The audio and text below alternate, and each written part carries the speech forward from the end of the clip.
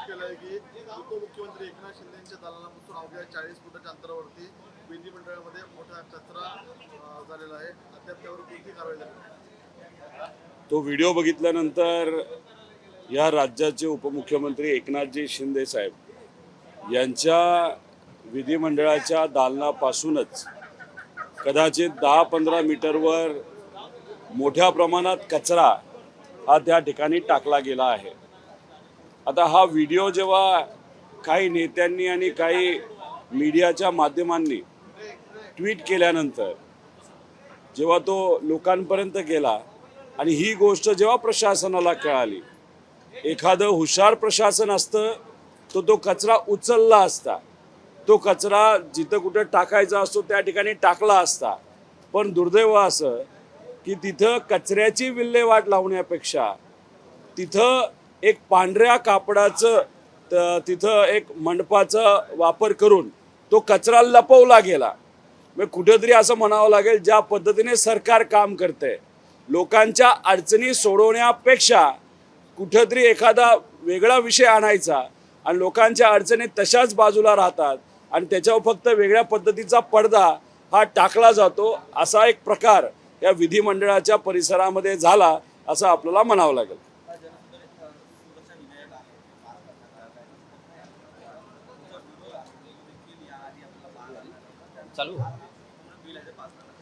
नाही, जन सुरक्षा कायद्याचं बिल जे काल प्रस्तुत केलं गेलं त्याच्या आधीचं बिल त्याला आम्ही विरोध केला होता. त्याच्यामध्ये बदल व्हावे असं आमच्या सगळ्यांच्या मागण्या होत्या. मग ते संयुक्त समितीकडे गेलं.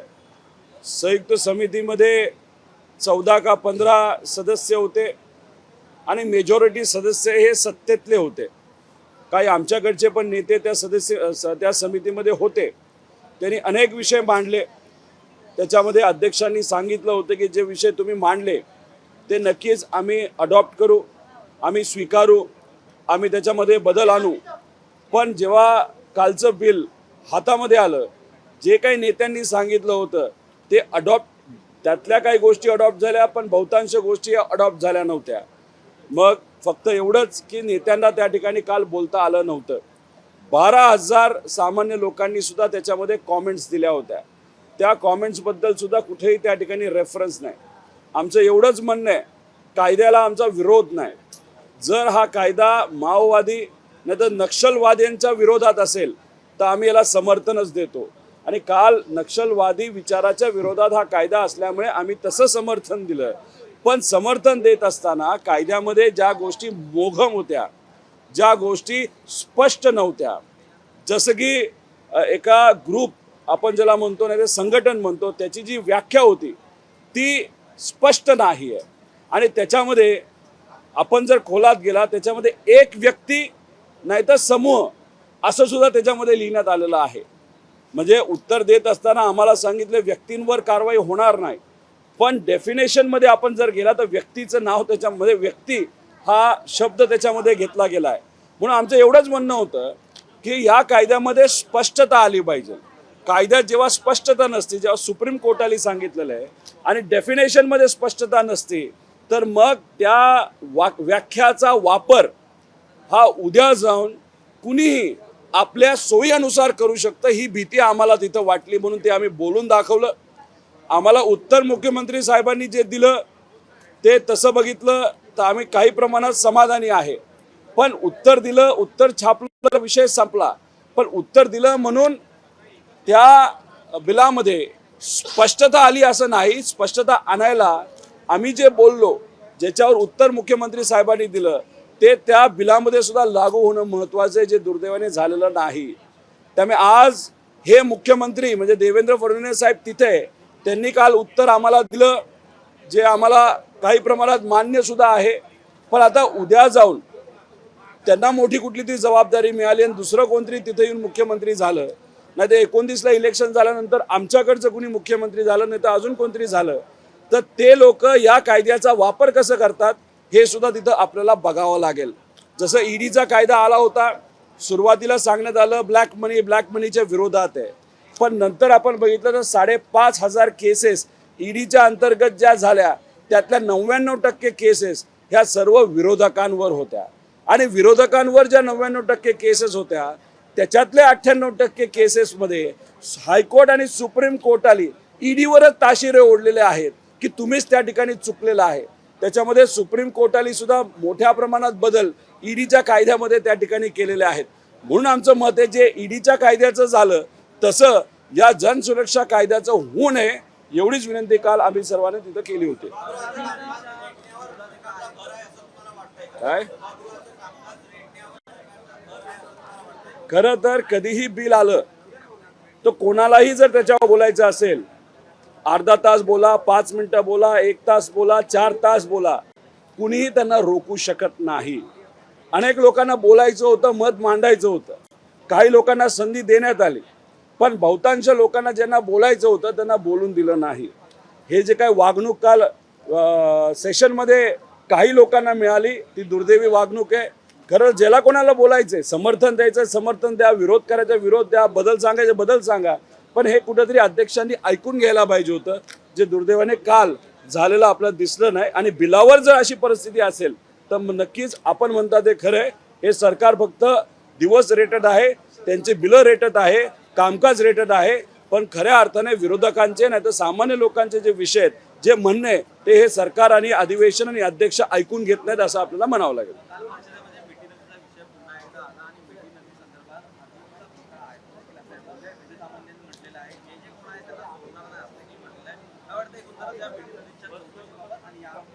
सरकार तुमचं, अधिकारी तुमचे, सत्ता तसं बघितलं तर मुंबईमध्ये प्रशासकाच्या माध्यमातून तुमची. अरे जे करायचं ते तुम्ही करा ना, तुम्ही तिथं इन्व्हेस्टिगेशन करा, जे खरं आहे ते लोकांसमोर तुम्ही आणा. नाही तर दुर्दैव असं की दिशा स्टॅलियन केसच्या बाबतीत जसं झालं की एका मृत व्यक्तीबद्दल राजकारण केलं गेलं, वातावरण तापवलं गेलं, इलेक्शन त्याच्यामध्ये काढलं आणि नंतर तो विषय जे म्हणत होते तसा कुठेही झाला नाही. तसं मिठी नदीच्या बाबतीत होईल. आता मुंबईचं इलेक्शन आहे म्हणून इलेक्शनला आता तुम्ही वातावरण गरम करताय, इलेक्शनला मात्र त्या ठिकाणी त्याचा वापर तुम्ही करून घ्याल आणि मग इलेक्शन झाल्यानंतर म्हणाल नाही याच्यामध्ये कुठेही काय घोटाळा नव्हता. त्यामुळे जे करायचे ते लवकर करा आणि लोकांसमोर आणा.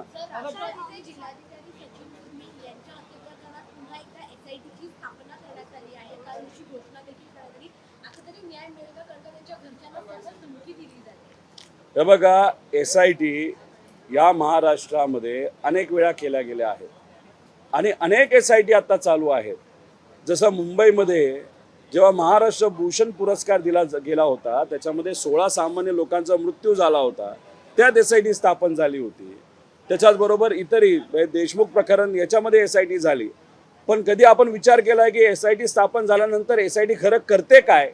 आणि अनेक अशा SIT आहेत त्या फक्त निर्माण केल्या गेल्या, फॉर्म केल्या गेल्या, पण कुठेही त्या बाबतीतला त्यांच्याकडनं आलेल्या प्रस्तावावर नाही तर त्यांचं जे काही इन्व्हेस्टिगेशन आहे त्याच्यावर कुठेही काय कारवाई झालेली नाही आणि बऱ्यापैकी SIT मध्ये इन्व्हेस्टिगेशनच झालं नाही. त्यामुळे SIT फॉर्म केली, कदाचित आता दुर्दैव असं म्हणावं लागेल, हे फक्त आता थातूर मारतो दिलेलं उत्तर आहे.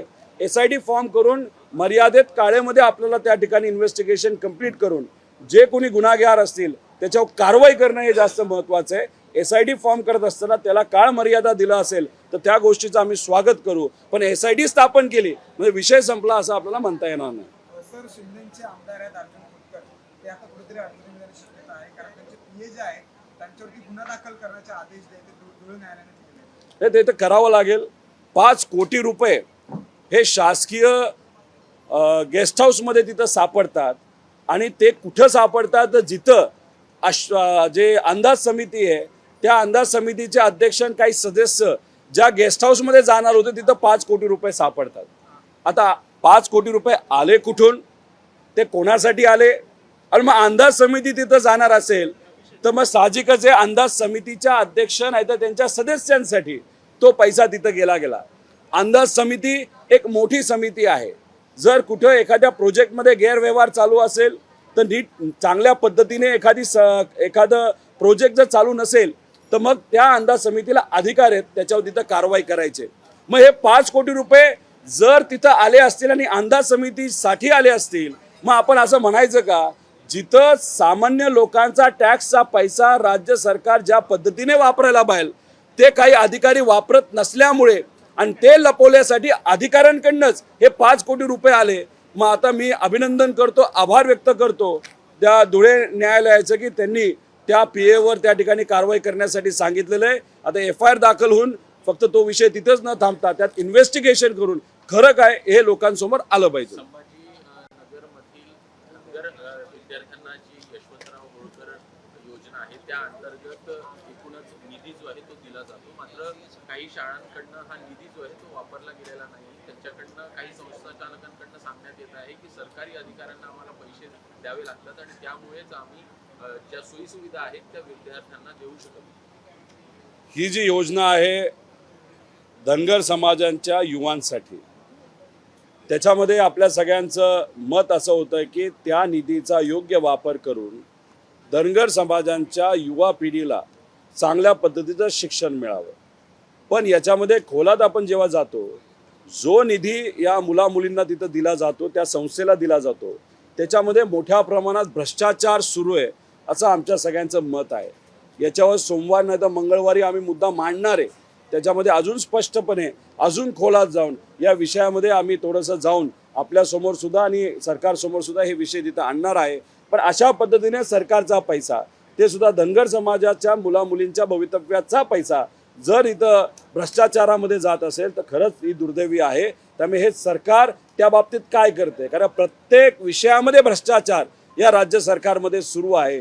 फार गरीब मुलामुलींच्या भवितव्याला लागणारी जी योजना आहे त्याच्यामध्ये सुद्धा हे जर भ्रष्टाचार करत असतील, अधिकारी भ्रष्टाचार करत असतील, तर मग हे शासनच त्याच्यामध्ये सहभागी आहे असं आपल्याला म्हणावं लागेल. आणि शासन नसेल तर मग प्रशासनावर तुमची वचक राहिली नाही असं आपल्याला म्हणावं लागेल. आगामी महापालिका निवडणूक आहे आणि या निवडणुकीसाठी 1 जुलैपर्यंत जी मतदार यादी आहे ती घेतली जाणार आहे आणि एकूणच 3 टप्प्यामध्ये न जाता एका टप्प्यामध्ये करून एकूण जवळपास याला EVM देखील 6.5 लाख EVMची जी आवश्यकता आहे ती वाचणार आहे. काय वाटतं महापालिकेच्या निवडणुकीच्या आधी विधानसभेची निवडणूक झाली त्यावेळी मतदाराचा टक्का आहे ते वाढलेला होता आणि आता 1 जुलैपासून मतदार यादी घेण्यात आली ती पालन नाही, याच्यामध्ये थोडंसं लक्ष द्यावं लागेल. कारण विधानसभेचं जेव्हा इलेक्शन झालं त्यानंतर बऱ्याच काही गोष्टी समोर आलेल्या आहेत.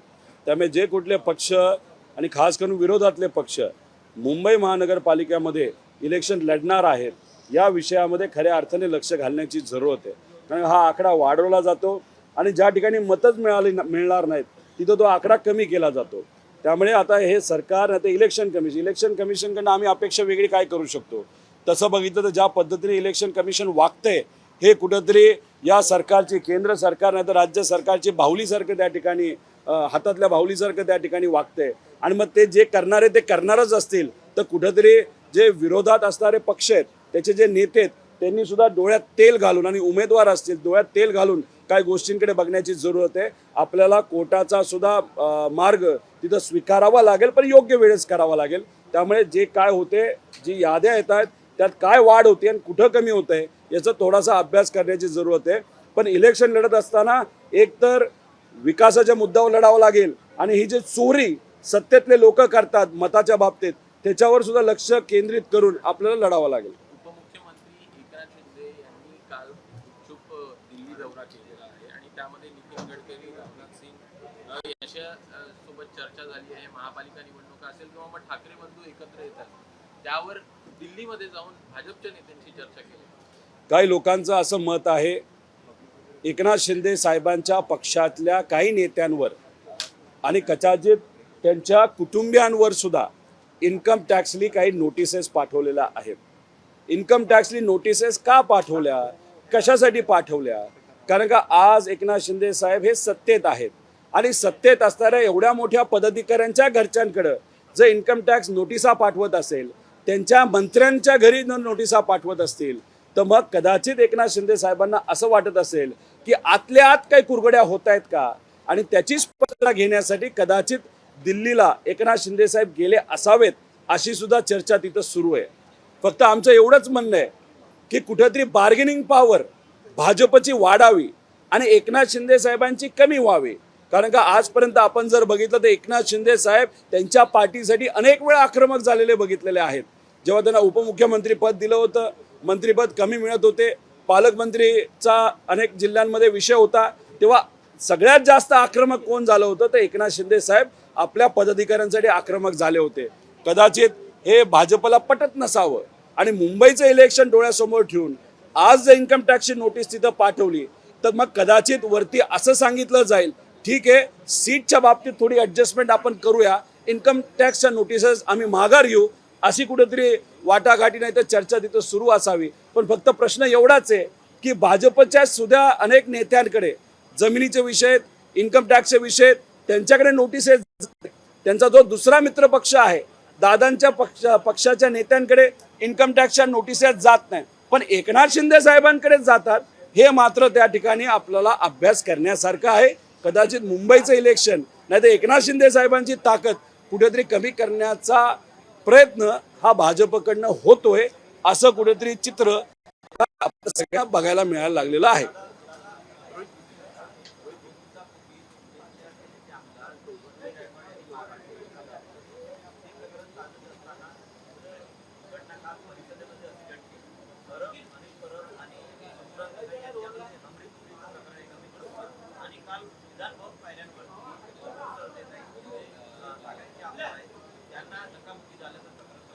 आमचं एकच मत आहे, नेता असू नाही तर कार्यकर्ता असू, आमदार असू नाही तर कुणी असू, जेव्हा तुम्ही विधिमंडळामध्ये येता, या परिसरामध्ये येता, या परिसराची गरिमा राखणं ही आपल्या सगळ्यांची जबाबदारी आहे. विधान परिषदेमध्ये जे झालं, ज्याच्यामध्ये बाचाबाची झाली, बोलाबोली झाली आणि अतिशय खालच्या लेवलला जाऊन त्या ठिकाणी बोलाबोली झाली, मी या सगळ्याच आमदारांना विनंती करतो, हे सगळे चित्र हे लोकांपर्यंत जातात आणि आमदारच अशा पद्धतीने वागत असतील, असे बोलत असतील, असे फाईट मारत असतील, असे कुठेतरी केसरीची जशी कॉम्पिटिशन असते तसं कुठेतरी कुणी खेळत असेल तर हे चित्र, हे व्हिडिओज हे लोकांपर्यंत, लहान मुलांपर्यंत जातात आणि मग कदाचित त्यांच्या मनामध्ये असं कुठेतरी होईल, एक नकारात्मक भावना आमदारांच्या बाबतीत होऊ शकते, या विधिमंडळाच्या बाबतीत होऊ शकते. इथं काय चालतं तर मस्ती चालती, टाइमपास चालतो, खालच्या लेवलचं भाष्य चालतं, अशी जी प्रतिमा आपल्या सर्वांची लोकांपर्यंत गेली, हे उद्याच्या भविष्यासाठी आणि नवीन होणाऱ्या आमदारांसाठी योग्य ठरणार नाही असं वाटतं. आता isakal.com आहे देशातील नंबर 1 ची मराठी न्यूज वेबसाईट. प्रत्येक अपडेटसाठी isakal.com ला नक्की भेट द्या.